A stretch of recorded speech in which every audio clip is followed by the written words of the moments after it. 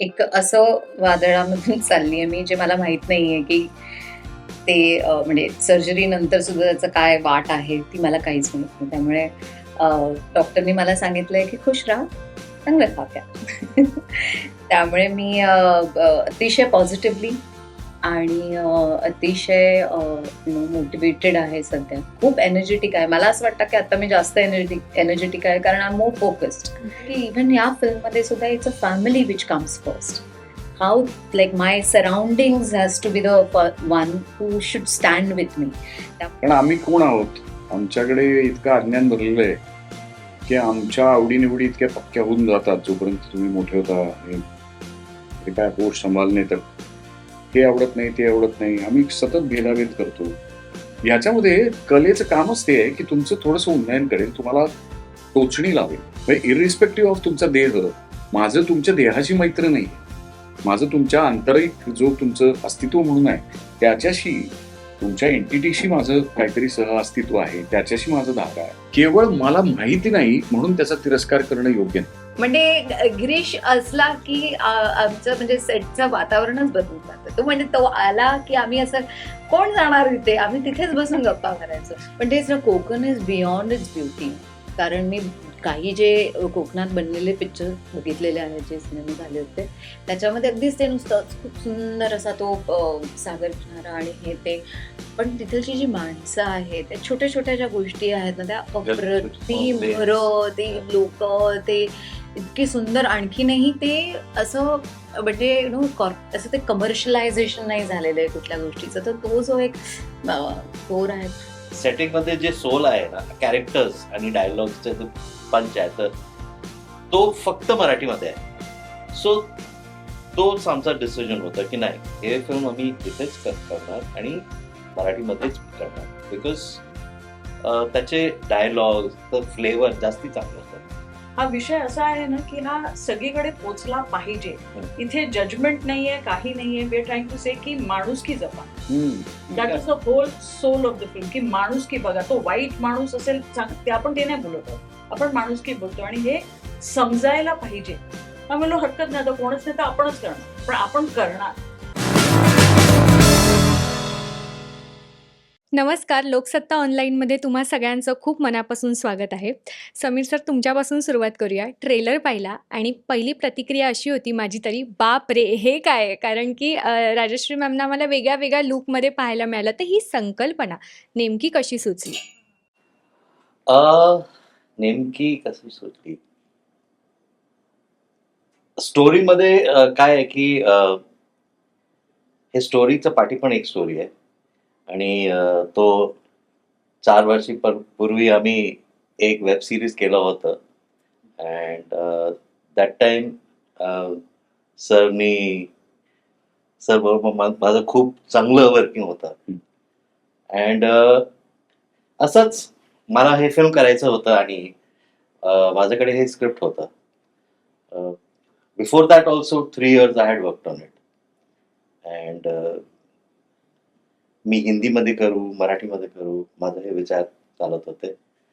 आणि सरला मी सांगितलं की असं असं स्टोरी का करूया. स्टोरीचं जेनेसिस काय आहे की हे माझी एक फ्रेंड आहे, त्याच्या एक ॲडव्हर्टायझिंग एजन्सी आहे. त्यांनी मला हे वन लाईन दिलं होतं. आणि कहाणीचा जन्म होता की एक बाई गावात जाते आणि त्याची नानी, त्याच्या प्रॉपर्टीचं डिव्हिजन आहे, आणि त्याची नानी म्हणते की नाही, तुला मी नाही देणार, because you were a man and now you become a woman. So त्याचं पेट्रियार्की एक वेगळं प्रकारचं होतं की even a woman, a grandmother is following the same patriarchy which is there in society. चांगलं होतं. तो स्टोरीचा जोन तिकडे होता. आणि फ्रॉम देअर वी सेड की no, that time Chandigarh Ashiki had also come, and it was already out there. So one decision we took was ki no, we will reverse the gender. And that was also happening. That was also something new. And to पण चालू झाला होता. And it was there in society. We were seeing. My wife and I both are from advertising. And advertising मध्ये खूप आहे. So we see a lot. ॲडव्हर्टायझिंगमध्ये, मीडियामध्ये, and they are lovely people. We have so many friends. They are lovely people and they are beautiful people. And there is always a sense की चला आता what is their life like. Okay, do they have families, त्यांचे family कसं आहे, त्यांचे relationships कसे आहे, आणि त्यांचे पण फिलिंग्स आहेत, त्यांचं पण सगळं आहे. It's all the same. असं काय वेगळं नाही आहे between them and anybody else.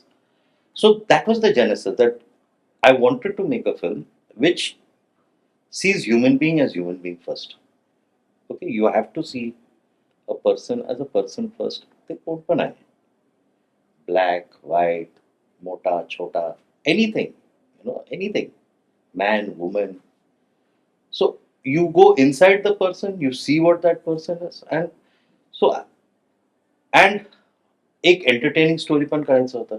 Because काय आहे की तुम्ही you can take a nice subject, you can take a subject like this and do a very serious film. आणि काय होणार की जास्तीत जास्ती तुम्हाला खूप अवॉर्ड्स मिळणार आणि people will like it. Some 2000 people will watch it, 5000 people will watch it. फेस्टिवल्सला जाणार, it will go on TV. That's it. मला पाहिजे होतं की माझं होतं की नाही, this has to be a film which goes out to audience. की हे डिस्कशन व्हायला पाहिजे. People should talk about it. People should understand that people are same everywhere. People are same, so this discussion about sameness, finally there are only that many blood types. Finally, there is only that many colors.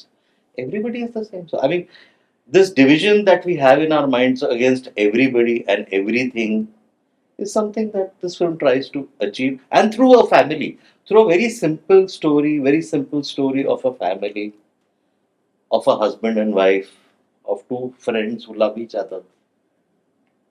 So that's it. That was the genesis. Ma'am तुम्हाला त्यांना पण विचारायचं, पण आधी तुम्हाला विचारायला आवडेल. दोघांची आधी त्यांना विचार.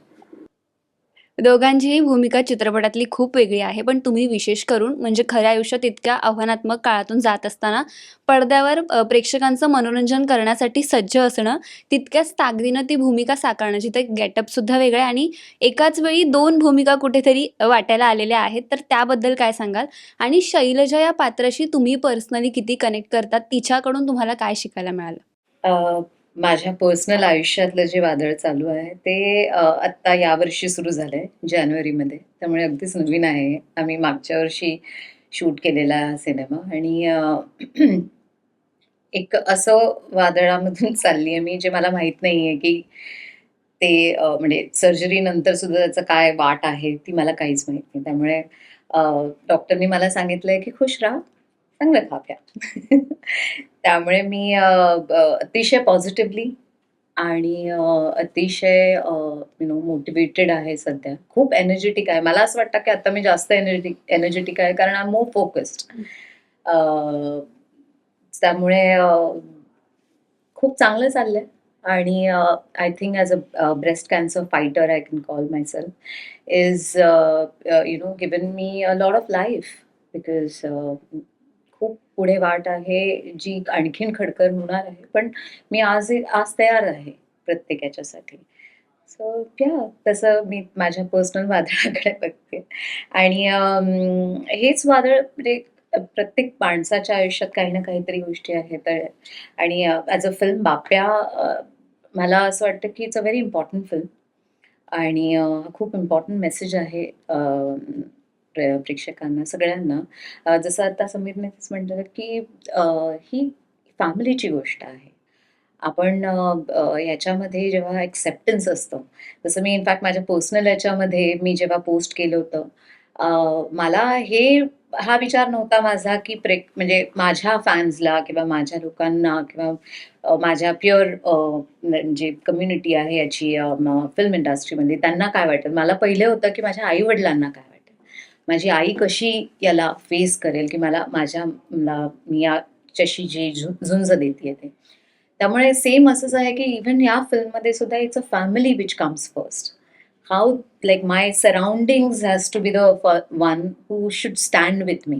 त्यामुळे फॉर शैलेजा आणि शैलेश पण, शैलेजाला सुद्धा ते होतं की म्हणजे माझ्या आतमध्ये जे वादळ चाललं आहे त्याच्यासाठी जर त्यावेळेस अ, म्हणजे जर ती फॅमिली एकत्र उभी राहिली असती तर एक वेगळं हे झालं असतं. पण त्याला सामोरे जाण्यासाठी तिला ते पूर्ण शैलेशची जर्नीपर्यंत ती पोहोचली होती. त्यामुळे हेच आहे की मला म्हणजे आपल्याला हे खूप इम्पॉर्टंट आहे की आपले सराउंडिंग्सला आपल्याला तयार करावं लागेल कुठल्या ना कुठल्या पद्धतीने. एज्युकेशननी, अवेअरनेसनी, प्रेमाने. त्यामुळे आमच्या याच्यामध्ये ही जी मैत्री आहे, ही मैत्री असणं खूप महत्वाचं आहे आणि हा जो कोर आहे तो लोकांपर्यंत पोहोचावा की no matter what are you going through in your life, the friendship, the love, the warmth is very very important. मग तुम्ही कुठल्याही गोष्टीला सामोरे जाऊ शकता. आणि शैलेशची जी आतमधली हे आहे, तर असे बरेच आहेत जे याला सामोरे आणखीन जाऊ शकत नाहीयेत. तर प्रत्येकाला त्या पद्धतीने बळ मिळतं जेव्हा लोकं आपली एकत्र उभी राहतात. त्यामुळे हा मेसेज जो आमच्या सिनेमामधून मिळतोय लोकांना, की अ, एकत्र या, ऐका, समजून घ्या. मॅम, आता तुम्ही सोशल मीडियाचा उल्लेख केलात. सोशल मीडियावर आजकाल कलाकार फक्त आपल्या आयुष्यात जे चांगलं घडतंय ते दाखवायला प्रिफर करतात किंवा ते एक आभासी जग असतं प्रत्येकासमोर. पण अशा वेळेला जेव्हा तुम्ही आता म्हणालात, की मी माझ्या आई-वडिलांना काय वाटेल ह्याचा जास्त विचार केला, तर ती ती ती भावना नेमकी काय होती? म्हणजे तुम्हाला ते दडपण आलेलं का ते पोस्ट नाही, करताना? नाही. मी खरं सांगू का, मी माझा सोशल मीडिया खूप अगदी पर्सनल याच्याने वापरते. मीच वापरते. I don't have a social media team or a PR team. आणि म्हणून मला वाटतं कदाचित फॉलोअर्स कमी आहेत माझे according to the heroine norms everywhere. पण मी खरं सांगू, मला खरंच काही हे नाही. मी याच्या ॲक्टिंगच्या पहिले मी ॲडव्हर्टायझिंगमध्ये होते. मी हे सुद्धा विकायचे, हे सुद्धा विकायचे आणि मला असं वाटायचं की क्लायंट इज ऑल्वेज राईट. त्यामुळे मला काहीही फरक पडत नव्हता की अरे काय आहे हे, पण सी आपण जे काहीही करण्यामध्ये आपण जे असं ना की हां, हे ठीक आहे ना, चालतंय ना, चालून जातंय ना. तर त्याच्यातून मी जेव्हा फिल्म इंडस्ट्रीमध्ये आले, त्यावेळेस मला एक होतं की नाही, आता मी असं नाही करू शकणार. I I like because of that entire thing की पैसे कमवायचे, इंडिपेंडंट व्हायचे, हे घ्यायचंय, ते घ्यायचं. तो जो माझा एक 20s मधला माझं एक आयुष्य होतं, त्याला ब्रेक करून मी जेव्हा एक सिनेमा क्षेत्रात, एका सोशल याच्या क्षेत्रात आले, तेव्हा मला तो एक ऑथेंटिकपणा ठेवायचाच होता आणि हा मी I made sure that I choose project which really like makes me feel good about it आणि people with whom I am working.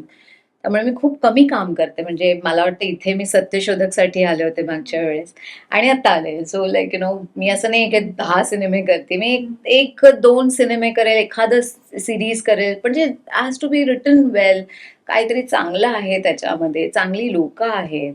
So म्हणून म्हणून मला असं वाटतं की इव्हन माझा सोशल मीडिया सुद्धा has to be very transparent, very like me. Girish sir, बाप्याची स्क्रिप्ट जेव्हा तुमच्याकडे आली, तेव्हा तुम्हा असं काय त्या स्क्रिप्टमध्ये तुम्हाला खुणावलं, की आपण हा सिनेमा केला पाहिजे? खरं सांगायचं तर मला त्याच्यामध्ये जरा माझं स्वतःचं उन्नयन होण्याची संधी दिसली. कारण आम्ही कोण आहोत? आमच्याकडे इतकं अज्ञान भरलेलं आहे की आमच्या आवडी-निवडी इतक्या पक्क्या होऊन जातात जोपर्यंत तुम्ही मोठे होता आणि ते काय होश सांभाळणे तर हे आवडत नाही, ते आवडत नाही. आम्ही सतत भेदाभेद करतो. मी जर पुरुष असेन तर मला स्त्रीबद्दल खूप प्रॉब्लेम्स आहेत. त्यांना मी कमी समजतो. मी जर उंच असेन तर मला ठेंगण्या माणसांबद्दल अडचण आहे. And so on so fourth. असे भेद मी सतत करत राहतो. माझे एक कम्फर्ट झोन तयार करतो, की हे चांगलं, हे वाईट अशी पक्क्या धारणा चाकोऱ्या बांधून घेतो आणि त्याच्या पलीकडच्या विश्वाला नाकारत राहतो. माझ्यामध्ये तिरस्कार वाढत राहतो. माझ्यामध्ये प्रेम कुठल्याही कारणाने उमलत नाही. माझी विचारांची कक्षा संकुचित राहते आणि असं मी जगत राहतो प्रस्थापित होत. हा आमचा भोवतालचा समाज आहे.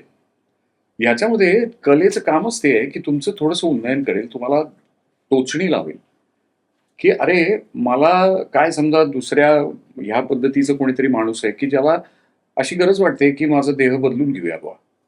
आता हे सत्य आहे का? सत्य आहे. तुम्ही आजूबाजूला बघता आहात ते घडतंय.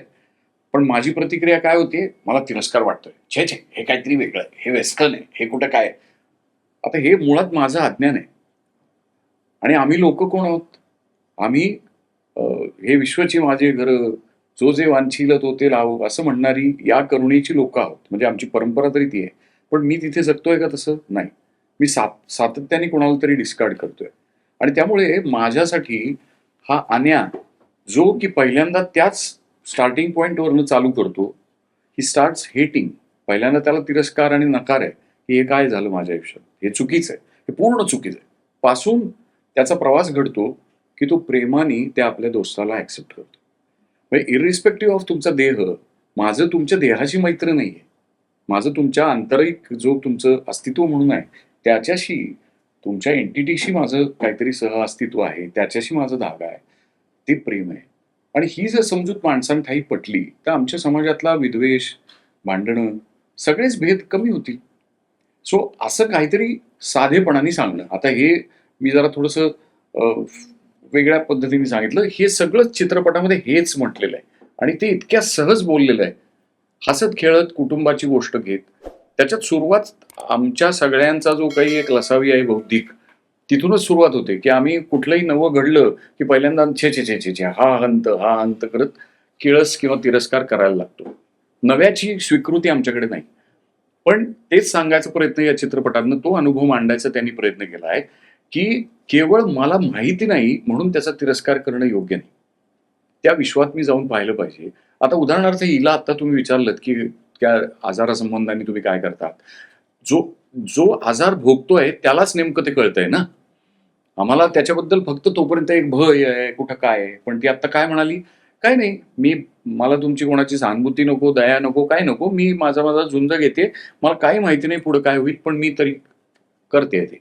आता हा तिचा साक्षात अनुभव आहे, तो स्वीकारावाच लागेल ना तुम्हाला. तशी गोष्ट आहे. तुमची आवड निवड हा काही क्रायटेरिया होऊ शकत नाही. आता हे सगळं संचित, हे सगळं सार असलेली कथा तुमच्या पुढे येते तेव्हा पहिल्यांदा तुम्ही घाबरून जाता की आपल्याला जमेल का. आणि मग नंतर सावकाशीने आम्ही दोघांनी खूप चर्चा केल्या, काही बदल जे अपेक्षित होते ते केले. आणि मग पण माझं त्यांचं मुळात मैत्र खूप चांगलं जमलं होतं. आमचे मतभेद नाही आहेत का, खूप मतभेद आहेत, पण तरी सुद्धा ते जे मैत्र आहे ते त्या मतभेदाच्या परे गेलेलं आहे. इथे माणूसपणाशी काहीतरी गाठ पडलेली आहे, येते लक्षात. तर असं जेव्हा होतं तेव्हा मग तुम्ही म्हणता की अरे तुझा भरोसा आहे ना या गोष्टीवर, चल तुझ्या भरोशाने मी 4 पावलं चालतो. मला नाही पटत आहे आत्ता, पण ते माझं अज्ञान असेल, मी तुझ्याबरोबर येतो, शो मी द लाईट. अशा अर्थाचा तो प्रवास आहे. अशा अर्थाचं आमचं मैत्र तिथे जमून आलं. आणि मग समसमा संयोग की झाला, एक विचाराची लोक एकत्र येतात. त्यामुळे आम्ही सगळेजण एकत्र, राजश्री आली, देविका आली, श्रीकांत आला, आणि ही सगळी गुणी माणसं आणि खूप ओपन, म्हणजे स्वीकारशीलता ज्यांची जास्त आहे की माझं अस्तित्व तर आहेच आहे, पण तुझंही अस्तित्व मला मान्य. मग तू कसाही अस, तू स्त्री अस, पुरुष अस, काळा, बुटका, जाडा, गोरा, कसाही असो, मी तेवढ्याच प्रेमाने तुला स्वीकारीन. या अर्थाची भूमिका ही अवघड आहे ना. आता हे उन्नयन होण्याची संधी जर चित्रपट देत असेल तर अजून काय हवं. सो त्या अर्थाने माझा खूप स्वार्थ होता आणि मला खूप त्रासही झाला ही भूमिका करताना, कारण मी तेवढा चांगला माणूस नव्हतो खऱ्या अर्थाने. पण शेवटी तुमचं काम आणि जगणं वेगळं काढता येत नाही. तुमच्या कामानं जर तुमच्या जगण्यामध्ये जर काही बढोतरी होत असेल, बेहतरी होत असेल तर काय व्हावं अजून. तर अशा अर्थाने म्हणून मी तो सिनेमा स्वीकारला आणि तो आम्ही केला. तुमच्या दोघांची केमिस्ट्री ट्रेलरमध्ये खूप छान दिसते. तर मग जेव्हा प्रत्यक्षात तुम्हाला समजलं की को ऍक्टर्स तुम्ही आहात, तेव्हा काय रिॲक्शन होती तुमची की तुम्ही आता ऑन स्क्रीन पण एकत्र. आणि आम्ही मित्रच होतो पूर्वीपासून. मीच सांगितलं त्यांना की राजश्री पाहिजे आपल्याला म्हणून. तिने काही मला सांगितलं नाही कोणाला की गिरीशला घ्या वगैरे. मी आपलं सांगत आहे. नाही सर, मी बघितलं कार मध्ये, मी बघितलं, मी तुम्हाला कॉल केला की राजश्री कशी नाही नाही नाही ते झालं, पण मी राजश्री बद्दल इतरही सांगत राहतो आता तुम्हाला, पण ती कधी नाही याला सिनेमा मला 4 कामं मिळतील ना. अरे प्लीज, सिनियर ऍक्टर आहे ते, एवढं काम केलेलं आहे, लिहितात म्हणजे गिरीशला नाही काय सांगितलं. काल काय म्हणतात ते, बहु काय बहु याने काय भाऊ आहे आम्ही बहु नाही असं पण तर ते आहे, लिहितो, गातो, लिरिसिस्ट आहे, डिरेक्टर आहे, माझा actor आहे. मराठी कोच पण आहे. नाही मराठी कोच पण आहे, पण ती मैत्री आमची पूर्वीची होती. एंटरटेनर पण आहे आमचा. म्हणजे गिरीश असला की आमचं म्हणजे सेटचं वातावरणच बदलून जातं. तो म्हणजे तो आला की आम्ही असं कोण जाणार तिथे, आम्ही तिथेच बसून गप्पा मारायचो. पण तेच इम्पॉर्टंट आहे ना. आय थिंक सिनेमा हा लोकांमुळे घडतो, आणि जर लोक एकमेकांच्या सोबत येतात Correct. आणि ती एक एक एनर्जी घेऊन, हम्म. चांगली एनर्जी घेताना सिनेमा चांगला. हे शूटिंग कोकणात झालंय का? ओके. मग तुम्ही तिकडचा काही अनुभव शेअर करू शकता का? म्हणजे तुम्ही फिल्म बघितला? Sorry to cut it. तुम्ही फिल्म बघितलं? नाही. नाही, नाही. त्यांनी त्याने फक्त trailer ट्रेलर बघितला. बघितलाय. ट्रेलर गाणी ते पण. बरं. तुम्ही चित्रपटासाठी तुम्हाला बोलवलं पाहिजे बघायला ना. नाही, कोकणात शूटिंग झालं, पण ते ते ठीकच आहे. म्हणजे कोकण सुंदर आहे, आपल्या सगळ्यांना माहिती आहे. तिथे गेल्यावरती मज्जा येते, हे माहिती आहे. खाणं पिणं वगैरे वगैरे. तिथली माणसं खूप छान आहेत. अजून तिथे त्या अर्थानं ते कसं म्हणूया, अनाघात असल्यासारखं आहे चित्रपटाच्या दृष्टीने. खूप शूटिंग्स तिथे झाली नाहीत, त्यामुळे खूपसा भूभाग जो आहे तो सुंदर अजून टिकलेला आहे, राहिलेला आहे. तर त्यामुळे ती मजा होतीच. पण तेच ना, Konkan is beyond it's beauty. कारण मी काही जे कोकणात बनलेले पिक्चर बघितलेले आहेत, जे सिनेमे झाले होते, त्याच्यामध्ये अगदीच ते नुसतंच खूप सुंदर असा तो सागर किनारा आणि हे ते. पण तिथलची जी माणसं आहेत, त्या छोट्या छोट्या ज्या गोष्टी आहेत ना, त्या अप्रतिम. घरं, ते लोक, ते इतकी सुंदर. आणखीनही ते असं म्हणजे असं ते कमर्शियलायझेशन नाही झालेलं आहे कुठल्या गोष्टीचं. तर तो जो एक कोर आहे, फारच पण सुंदर आहे तिकडचा. त्यापेक्षा सुद्धा जास्त महत्वाचं म्हणजे की तिथे निसर्ग इतका विपुल आहे, है ना. तर त्या निसर्गाचं जे मोठेपण आहे, उदारपण आहे, ते सगळं तिथल्या माणसांमध्ये झिरपलेलं आहे. त्यामुळे ती सुरुवातीला तुम्हाला एकदम कठोर वाटतील, नारळासारखी, पण त्यांची जी स्वीकारशीलता आहे, ऍक्सेप्टन्स आहे, तो जास्त आहे. तुमच्या माझ्या सोकॉल्ड आम्ही मॉडर्न शहरात शिकलेले करेक्ट. यांच्यापेक्षा त्यांची ऍक्सेप्टन्सची आणि करुणेची समजूत जास्त चांगली आहे आमच्या कुठल्याही ग्रामीण भागातली, फॉर दॅट मॅटर. सो अप्रतिम जीवन. शिक्षणाने तुम्हाला जास्तीत जास्त अहंकारच दिला जातो एका परीनं, पण जगण्यातनं अहंकार नष्ट होत राहतो. आणि ते ती आपली मंडळी करत असतात. रोज समुद्राला अंगावर घ्यायचं काही चेष्टा नाही हो. रोज जातात ती समुद्रात, किती काय होणार आहे, किती मासे मिळणार काय माहित नाही, आणि ती मंडळी येतात. सो तुम्ही कसं पाहता त्याच्यावरती अवलंबून आहे. आम्ही हे सगळं सौंदर्य कोकणातलं पाहिलं, अनुभवलं. सध्या भाषेचा मुद्दा खूप चर्चेत आहे. हा विषय मराठी भाषेतच यावा असं तुम्हाला का वाटलं? ॲज अ डिरेक्टर म्हणून ते जाणून घ्यायला आवडेल, आणि ॲज अ प्रोड्युसर म्हणून अशा विषयाच्या मागे उभं राहणं किती आता गरजेचं आहे, किंवा ते किती महत्त्वाचं वाटलं तुम्हाला? दोघांकडून ऐकायला आवडेल. सो माझ्याकडे स्क्रिप्ट होता, इथेच सेट होतं. मी स्क्रिप्ट मराठीमध्ये पण लिहिलं होतं आणि हिंदीमध्ये पण होतं. प्रोड्युसर्स मी खूप प्रोड्युसरला भेटलो होतो, आणि सगळ्यांनी सांगितलं मला की हे बघ, हे हिंदीचं सोल, हिंदी चांगली आहे, तुम्ही हिंदी फिल्म पण इकडे सेट करू शकतात, पण मराठीचे सेटिंगमध्ये जे सोल आहे ना, कॅरेक्टर्स आणि डायलॉग्सचे जे पंच आहे, तर तो फक्त मराठीमध्ये आहे. सो तोच आमचा डिसिजन होता की नाही, हे फिल्म आम्ही इथेच करणार आणि मराठीमध्येच करणार, बिकॉज त्याचे डायलॉग्स, तर फ्लेवर जास्ती चांगलं होतं. And what was your question? नाही, आणि प्रोड्युसर. प्रोड्युसर काय झालेलं की आम्ही ही फिल्म घेऊन गेलेलो खूप ठिकाणी, पण सगळ्यांना हा सब्जेक्ट असा वेगळा वाटला की दे वर नॉट रेडी, की त्यांना they were not sure about it. But आम्हाला अगदी कन्व्हिन्स्ड होतो की फिल्म झाली तर हीच व्हायला हवी, आम्ही हीच करणार. सो वी सेड फायनली की काही नाही, we believe in the subject. आणि आय थिंक हा विषय असा आहे ना की हा सगळीकडे पोचला पाहिजे. इथे जजमेंट नाहीये, काही नाहीये. We are trying to say की माणुसकी जपा. That is the whole soul of the film, की माणुसकी बघा. तो वाईट माणूस असेल ते आपण ते नाही बोलत आहोत, आपण माणुसकी बोलतो. आणि हे समजायला पाहिजे. आम्ही म्हणलो हरकत नाही, आता कोणच नाही तर आपणच करणार, पण आपण करणार.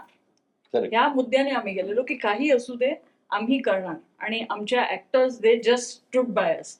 He was waiting for so long 4 नाही years. या, Yeah, 3 की years. मी करणार ही फिल्म, काही असू दे. ही देविका देविका म्हणजे त्यांनी स्क्रिप्ट केव्हा वाचलेली आणि त्याच्यानंतरही ते म्हणाले की नाही, आम्ही आहोत तुमच्या पाठी, काही असू दे, आपण करायची. मग शेवटी जेव्हा आम्ही फायनान्सेस सगळे गोळा केले आणि ठरवलं, तेव्हा they were always with us completely. I mean we are grateful for these actors. आणि पूर्ण सेल्फ फंडेड फिल्म आहे. आम्ही सगळे रिलेटिव्हनी रिलेटिव्हनी दिले, फ्रेंड्सनी दिले, असं सगळे लोन आहे, खूप मोठं लोन आहे आमचं. पण इनफॅक्ट छान ना ही मराठीतच म्हणली. आणि इनफॅक्ट बरं म्हणजे इनफॅक्ट आणखीन सिनेमे असे बनायला पाहिजे आणि बरेच सिनेमे बनायला पाहिजे मराठीमध्ये आणि जगभरामध्ये जायला पाहिजे. कारण आता language is not a barrier. Language ही म्हणजे काही त्याचं काही हेच नाहीये आता. पण त्या अर्थाने मी तुला सांगतो जपानमध्ये सुद्धा मराठी सिनेमे चालतील चांगल्या मराठी, टायटल्स.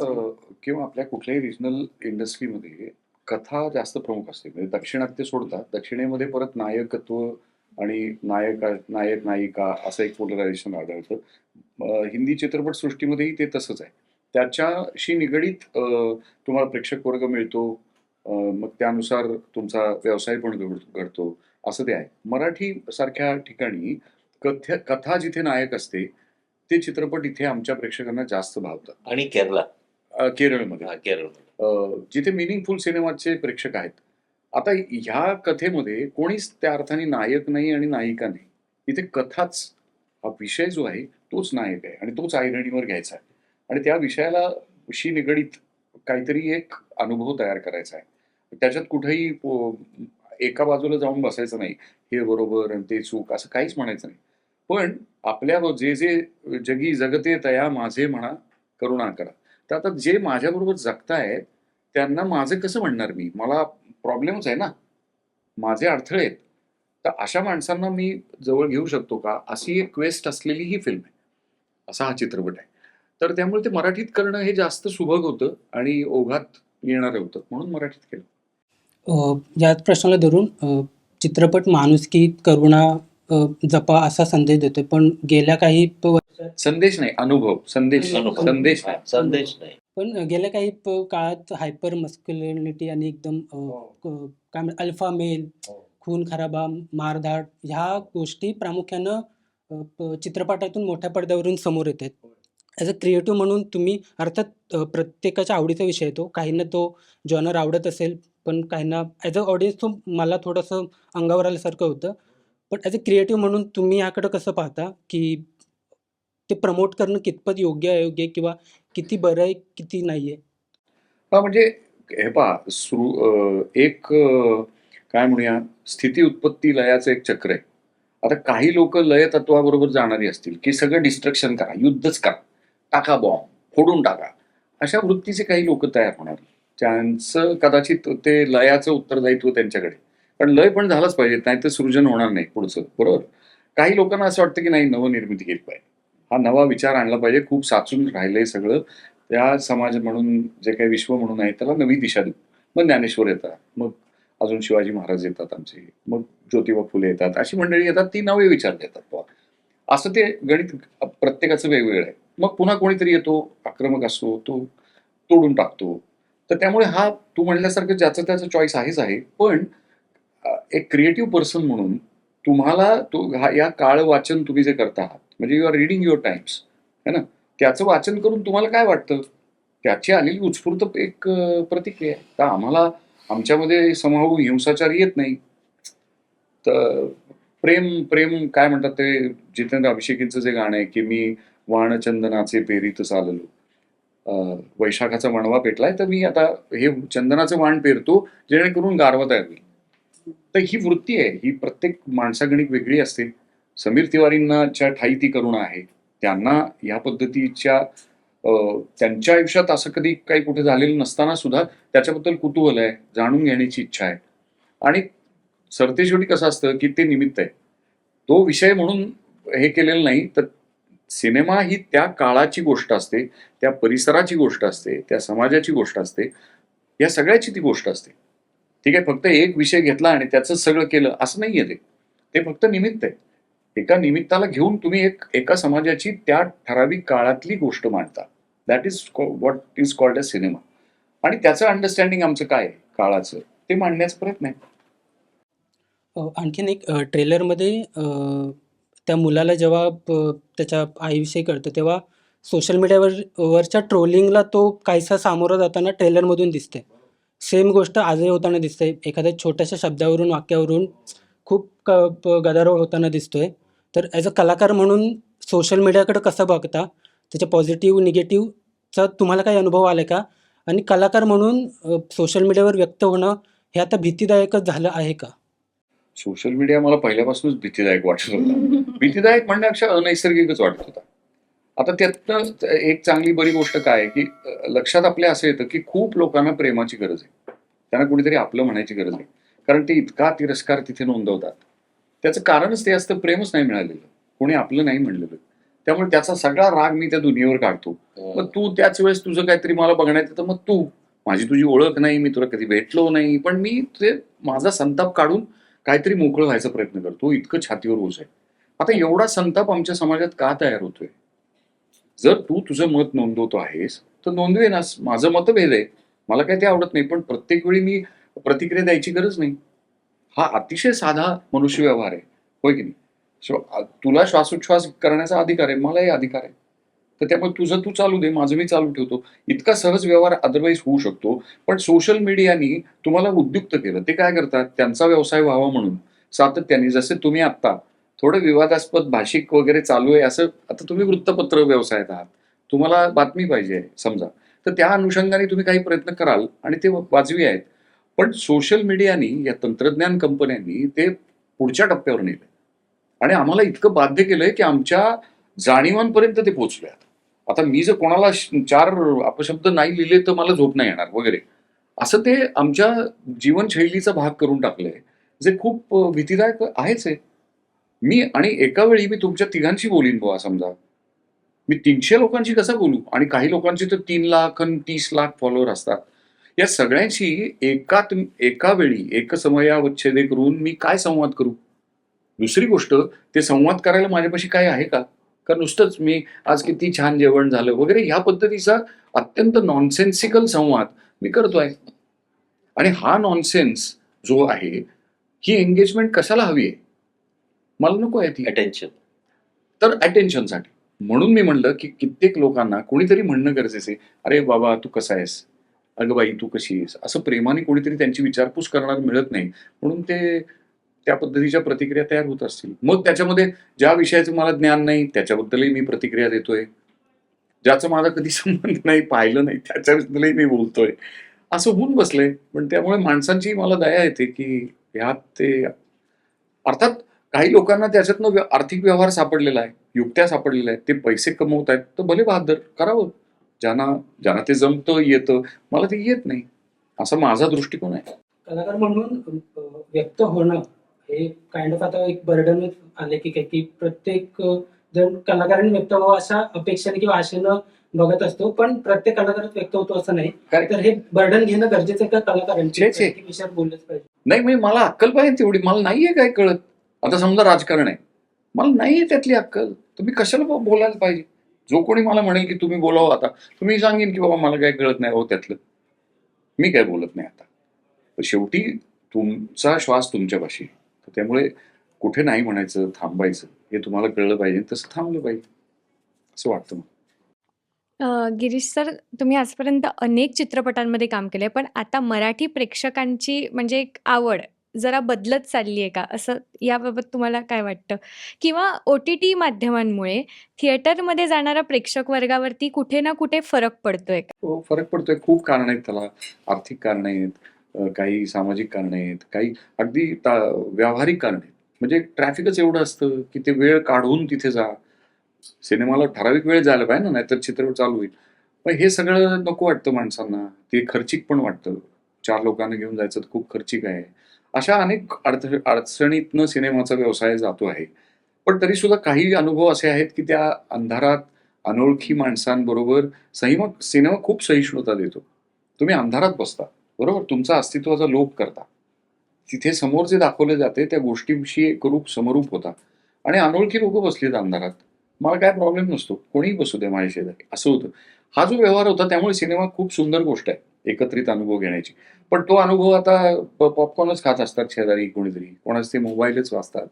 अशामुळे खूप तो म्हणजे त्याला समस्याग्रस्त व्हायला लागलेला आहे. पण तरीसुद्धा आमच्यासारखी जी मंडळी आहेत ती आम्ही पुन्हा पुन्हा एक डाव लावणार. चित्रपटगृहामध्ये लोकांना आणण्यासाठी शर्थीचे प्रयत्न करणार. कारणं खूप असतील. त्याच्या पलीकडे जाऊन म्हणजे नुसतं कारणं देता येणार नाही ना. तुम्हाला प्रयत्न तर करावे लागतील. तर असं आहे. पण हे फरक पडतायत. आता त्या OTTमुळे काय होतं, की मी माझ्या सोयीने घरी माझ्या बघू शकतो ना. त्यावेळेस मी बघणार नाही, पण थोड्या दिवसांनी मला ते मिळेल सुख. मग मी कधीही मध्ये थांबवतो. मग मी राजा होतो. तिथे तो सरेंडर नाहीये त्या कलेपुढे, की बाबा तुमचा सिनेमा आहे, मी तुमच्या इथे येऊन बघितला. हे नाहीये. त्यात एक थोडासा अहंकाराचा भाग आहे, की माझ्या सोयीने बघतो. मग मध्येच फोन आला तर थांबवतो. मग मध्येच मी खातो आणि त्याच्याबद्दलचं महत्त्व निघून जातं. सगळं महत्त्व माझ्याकडे आहे. सेल्फी घेण्यासारखं आहे ते. सो हा फरक आहे. आता समाजामध्ये आम्ही तो फरक एकूण जाणीवांमध्ये, जगण्यामध्ये आम्ही बघतो आहोत. तर त्याच्या विरोधात म्हणा किंवा काय त्याला योग्य ती वळणं लागण्यासाठी वेगवेगळी माणसं काम करतायत. तसं करत राहायचं. मॅम, तुम्ही मराठीसह हिंदीमध्ये पण खूप काम केलंय.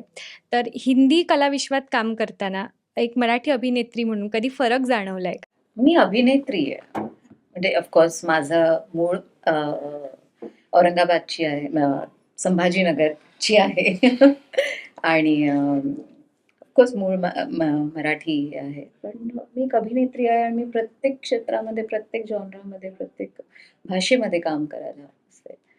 आणि and I am of course proud Marathi अभिनेत्री. आणि हिंदी किंवा मल्याळम असो किंवा बंगाली सिनेमा असो जिथे मी काम केलंय, तर मला असं वाटतं की जिथे चांगली स्टोरी आहे तिथे मी काम करेन. मॅम, तुम्ही रिजनल आणि हिंदी दोन्हीकडे काम केले, पण हम्म. मगाशी तुम्ही सोशल मीडियाच्या फॉलोअर्सचा मुद्दा काढला, जो की बऱ्याच तुमच्यापूर्वी सुद्धा बऱ्याच कलाकारांनी मांडला आहे की नो डाऊट ते किती टॅलेंटेड आहेत, पण तरी सुद्धा कधी कधी फॉलोअर्स पाहिले जातं किंवा सोशल मीडियावरून पण मग कास्टिंग केली जाते. तर मग असा पॉझिटिव्ह आणि निगेटिव्ह कुठल्याही प्रकारचा अनुभव तुम्हाला पर्सनली आहे? आहे म्हणजे ऑफकोर्स निगेटिव्ह पण आहे त्याच्यामध्ये की यु नो मला पण असं सांगितलं गेलं होतं की अरे तुम्ही फॉलोअर्स का नाही वाढवला, काहीतरी करा तुम्ही. ते हे म्हणजे बाकी सगळ्या गोष्टी ज्याच्याने फॉलोअर्स वाढवता, अल्गोरिदम चेंज करता, तुम्ही ते पण करू शकता. पण मला नाही जमलं. कधी जमतं कधी नाही जमत. म्हणजे असं नाहीये की मी नाहीच करत. मी पण करते. मला पण मजा येते काही छान असेच नॉर्मल व्हिडिओज टाकायचे किंवा कॉन्व्हर्सेशन करायचं किंवा एखादे असे चांगले फोटोज टाकायचे. So I am a part of it. And social media जे तुम्ही म्हणताय ना की social media is like a weapon. तुम्ही वाचवू शकता कोणाला किंवा तुम्ही मारू शकता. So you have to decide की तुम्हाला ते कशा पद्धतीने करायचंय आणि त्याची कशी काळजी घ्यायची आहे. त्यामुळे मी आत्तापर्यंतच्या माझ्या या पूर्ण म्हणजे ॲज अन ॲक्टर मी जेवढी वर्ष आहे या इंडस्ट्रीमध्ये, मी खूप काही PR कधीच केला नव्हता. इवन सेक्रेड गेम्स नंतर सुद्धा मी गावामध्ये होते, एक शाळा बांधत होते. त्यामुळे मला बऱ्याच लोकांनी म्हणत होते की अरे तू काहीच का नाही करत आहे. मी प्रीमियरलाही नव्हते त्या, मी कुठल्याही इंटरव्ह्यूला गेले नव्हते. पण तरी तर ऑफकोर्स त्याचा तो सगळीकडे पोहोचलं. पण त्यावेळेसची ती गरज होती माझी की मी पहिले गावामध्ये राहून ती पहिले शाळा कम्प्लीट कर आणि मी कामामध्ये सुद्धा जास्त त्यामुळे हे नाही दिलं होतं. तर माझ्यासाठी हा काही नाही की इट डिपेंड्स अपॉन, ही माझा चॉईस आहे. सोशल मीडिया हे मी माझ्या चॉईसप्रमाणे मी वापरते. मला वाटलं तर मी पोस्ट करेन, मला नाही वाटलं मी नाही करत. सेम माझ्या कामामध्ये सुद्धा आहे. मी स्टोरीज सुद्धा अशाच चूज करते तर मला वाटतंय खरंच याच्यामध्ये काही पोटेन्शियल आहे तर मी करेन. असं नाही की अरे याच्यामुळे मला खूप काही हे होईल. कारण कमर्शियल खूप येतं माझ्याकडे, पण मला असं वाटतं की मला काय आहे त्याच्यामध्ये करायला. तर नाही आहे तर मग तुमच्या त्या पैशाला किंवा तुमच्या त्या पब्लिसिटीला मी काय करू, जर तुमच्याकडे ते काही साठी काहीच नाहीये.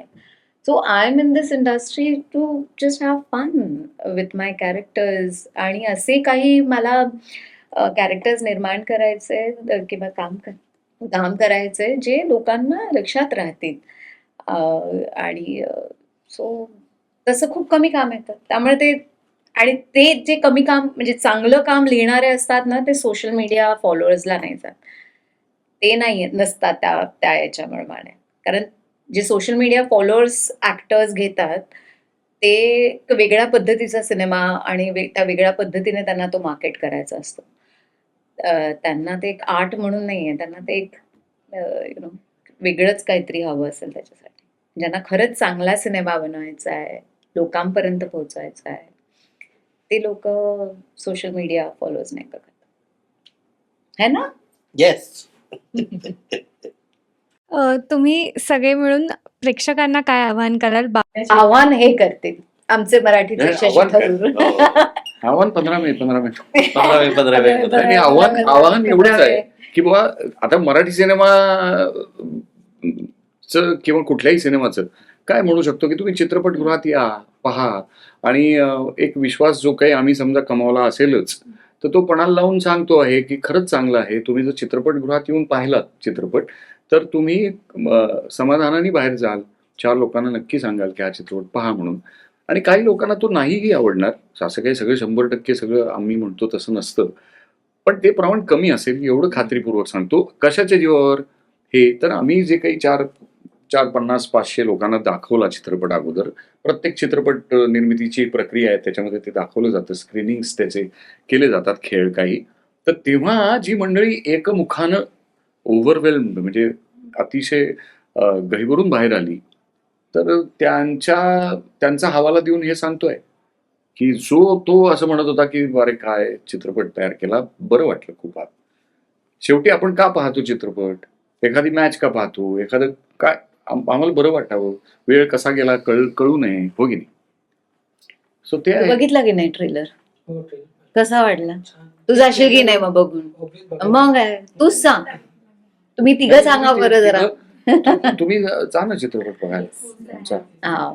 आम्ही आलो की नाही, आता तुमच्या इथे आलो की नाही, मग तुम्ही पण जायला पाहिजे की नाही चित्रपट बघायला असं. 1.5 तास प्रवास करून आलो. हो मुक्ताला खूप कर्ज आहे, हो जायला प्लीज, पाहिजे. एवढं कर्ज फिटण्यासाठी तरी तुम्ही जा. आणि तुमच्या फॉलोअर्सना घेऊन जा. हो. ऐकतात का फॉलोअर तुमचं? ऐकतात? मला माझे ते फॉलोअर्स नाहीत कोणी, आणि माझं कोणी फॉलोअर होऊ नये अशी माझी इच्छा आहे तळमळीची. कारण मी कोणीच असं भव्य दिव्य कोणी नाही हो. माझं का फॉलोअर व्हायचं कोणी? म्हणजे मी कोण ऍक्च्युली उलट आहे, होण्याची गरज मला वाटते तुमच्या बोलण्यातून, तुमची जी विचार पद्धती आहे पण ते- फॉलोअर नको होऊ, मी तेच म्हणतो. आता समजा म्हणजे तुम्ही फॉलोअर कशाला व्हायला पाहिजे? तुम्ही ग्रहण खूप काय काय करू शकता, त्याचं फॉलोअर व्हायची गरज नाही. मी तुझ्याकडे कुठलं मत मागायला येणार नाही किंवा काहीच नाही. मी तुला मैत्री म्हणून बरोबरीनेच पाहणार. असं मी तुझ्याहून एक कणमात्र सुद्धा वरिष्ठ किंवा श्रेष्ठ नाही. त्यामुळे असं फॉलोअर करणं ही प्रक्रियाच मला आवडत नाही मुळात. हे कोणा फॉलो करा वगैरे, पण त्यांनी त्याला नाव दिलं ते फॉलोअर. मित्र म्हणून नाव दिलं असतं, फ्रेंड्स, काय हरकत होती की आम्ही चला मित्र होऊ. फॉलोअर, आणि ते त्याच्यामध्ये कॉमर्स आला, त्याच्यामध्ये बुद्धी गहाण ठेवणं आलं. मी तुझा फॉलोअर म्हणल्यानंतर मी माझी बुद्धी गहाण ठेवली. या सोशल मीडियाचं ही जसं म्हणली ना, तसं ते कळप तयार होतात त्याच्यात, आणि ते तुम्हाला आभासी पद्धतीने त्याचं एका कोणाचं तरी हनन करतात. हे बरं नाही. असो, तर चित्रपटाला या. बरं, काय गुन्हा अधिक बोललो असलो तर माफ करा, पण चित्रपटाला या. आमचा हेतू खूप चांगला आहे, तुम्हाला चांगलं सकस मनोरंजन देण्याचा आहे. बरं, धन्यवाद.